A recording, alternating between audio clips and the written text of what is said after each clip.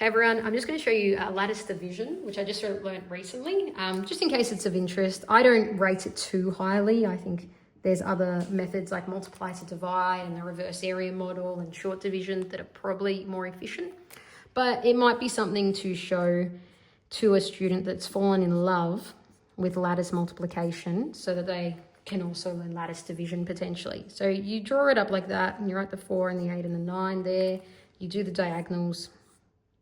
You remember that you're sharing between 9, so you write the divided by 9 here, and that's going to be your constant reference.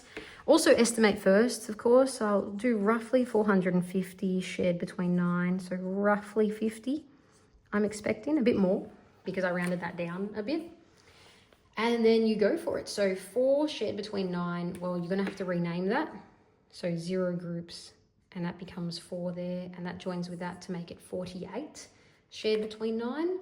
And so that we can do. So that becomes 5 groups of 9, makes it 45, but then there'll be 3 left over.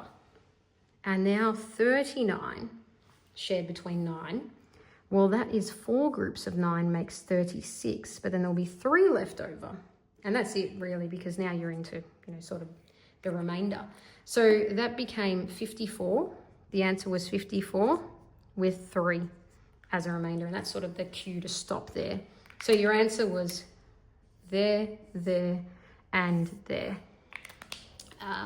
Or 54 and 3/9, which is therefore 54 1/3.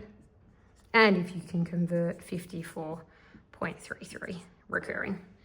So that accords with our estimate, so we know it's roughly right. It looks okay.